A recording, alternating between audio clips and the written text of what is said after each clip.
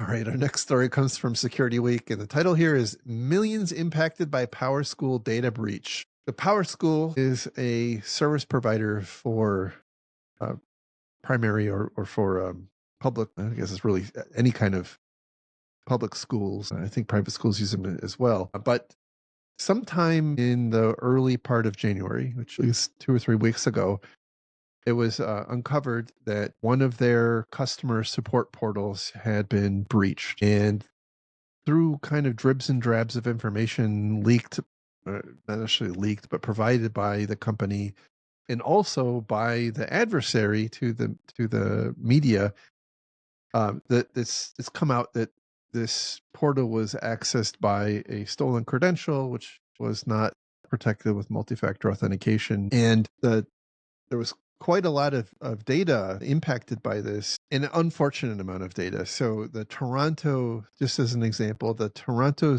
District School Board, who is a customer of a Power School, says that students who were enrolled in the Toronto School District between September 3rd of 1985 and December 28th, 2024. So like 39, over 39 years of data That's impressive.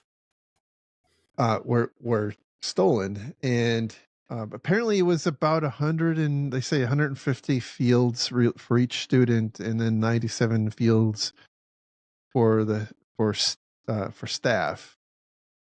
Little unclear exactly what all those data fields were, but it does appear that Power School has paid some sort of a ransom. This was not a ransomware attack, but they have apparently paid some sort of money. I guess I am hesitant to call it a ransom because again, it's not a ransomware, in order to keep the data private. But I will say, even despite that, the adversary here apparently has no qualms about talking to the media. So I wouldn't feel, if I were them, I wouldn't feel great about having paid that money in terms of having the data protected. So um, I find it impressive that they retained data from 1985 up through now.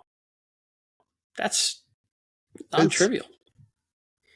yeah, it's very bad, and it's gonna end up being millions of people impacted. So the hackers apparently have said that there were 6,500 school districts, not schools, 6,500 school districts impacted, with the number of people impacted uh, about 72 million. So 62.5 million students and 9.5 million staff, apparently spanning almost 40 years.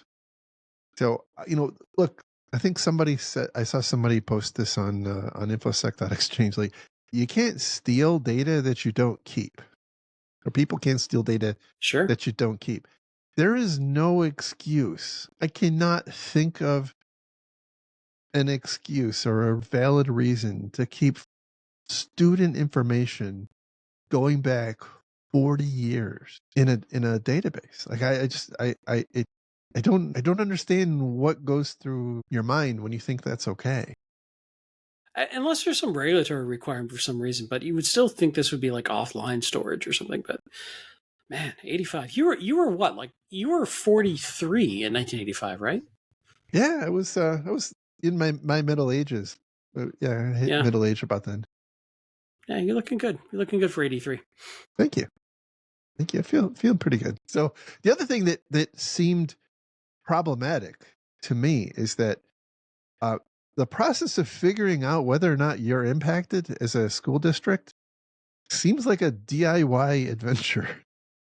And so there's actually some customers have published what they're calling unofficial guides on how to process the logs for your account. Basically download the logs for your account and what to look for to see if you were one of their customers that were impacted. So I find that stunning. Now, maybe that's because there's just so many impacted entities that it's taking a very long time for Power School to get through them all, but that is astounding to me. So, do you think they're going to get a bulk rate on purchasing credit monitoring? Like, you know, do they even do companies even do that anymore? Like, I'm not even I sure think they that could do say that. they do. I don't know that anybody ever actually uses it. I think they just say it and then nobody That's calls them true. on it. And That's a like, good oh, point. somebody finally did. Okay, well here's. Good point. Very good point. And look, you probably already have it from other breaches anyway.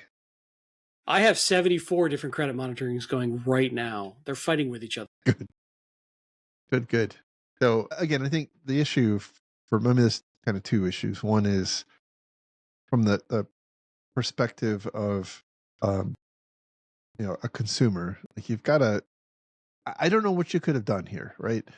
From a supplier management perspective, I just don't know that there's any number of vendor management spreadsheets that you could have thrown at this Power School to have them indicate that they're risky or they're storing 40 years of your data. So that's one. But on the other side, I just don't know what to say anymore about companies that don't use multi-factor authentication, Yeah, especially for seriously. on accounts that have access to that amount of information. Now we don't know exactly how the attack was perpetrated. Like we don't know if like they just got that one ID and that gave them access to the whole thing, or if that was like the toe in the water that let them run around the Well, network.